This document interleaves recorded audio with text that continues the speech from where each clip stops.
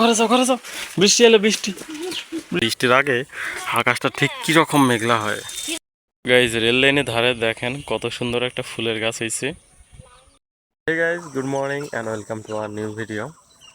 তো সকাল সকাল ঘুম থেকে উঠছি, 5টার সময় একবার উঠছি, উঠে দেখি প্রচুর বৃষ্টি শুরু হয়েছে। এই 7:30 পর্যন্ত বৃষ্টি পড়লো।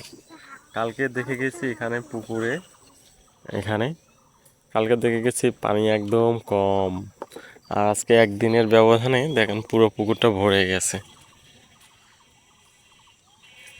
দেখছেন। আর বৃষ্টি হওয়াতে গাছপালাগুলো দেখেন এত সুন্দর লাগতেছে, অসম্ভব সুন্দর। আর এই পাশে ধান ক্ষেতগুলোর দেখুন কি অবস্থা।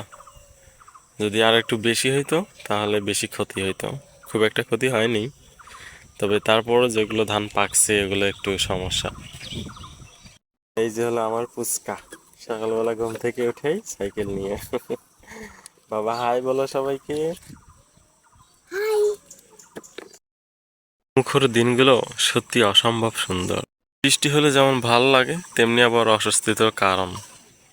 কারণ পাকা রাস্তায় সমস্যা না হলেও কাঁচা রাস্তায় কাদার কারণে ভোগান্তি শেষ নাই। রাস্তার কাছে কতগুলা কাঁঠাল ধরছে।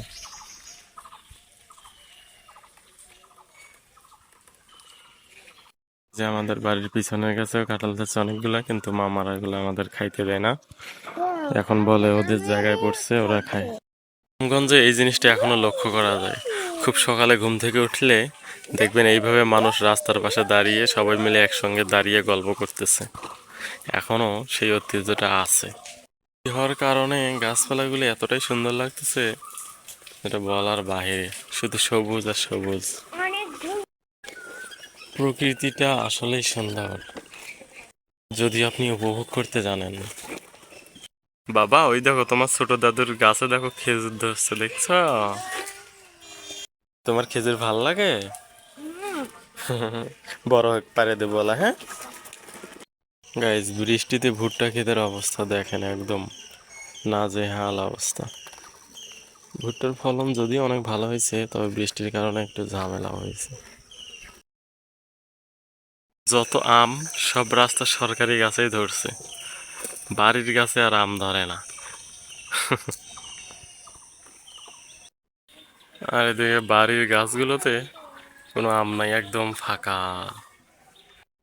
এই যে আমাদের রাস্তার গাছের আম কালকে রাতে পড়ছে, কাদা মাখা হয়ে গেছে, ম্যাক্সিমাম আমে নষ্ট হয়ে গেছে, এরকম শিল পড়ছে, শিল পড়ে ফেটে ফেটে গেছে। আর রাস্তা থেকে মানে গাছ থেকে পড়ে এমন জোরে পড়ে ফেটে যায়, এটাও নষ্ট হয়ে গেছে।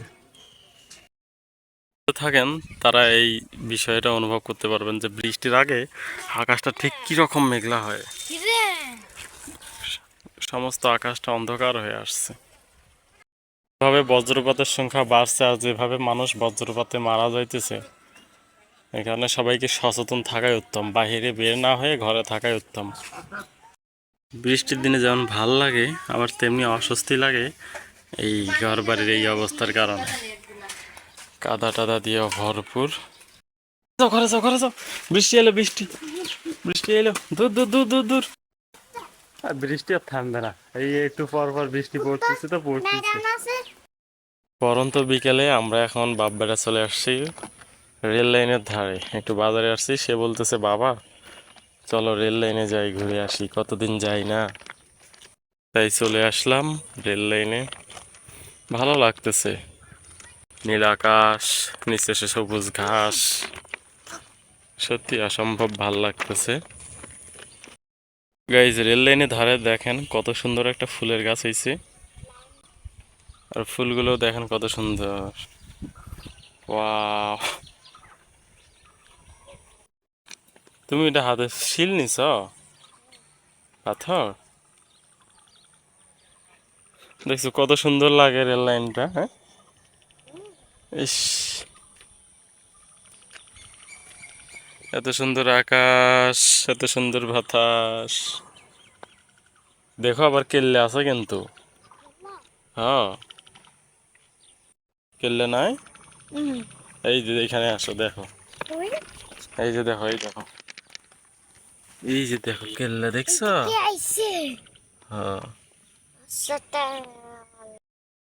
তো এখন আমরা একটু বাজার সাজার করব, বাজার সাজার করে তারপরে চলে যাব বাসায়, কারণ ঝড় বৃষ্টির দিন বেশিক্ষণ থাকলে সমস্যা, হঠাৎ করে আবার বৃষ্টি আসতে পারে।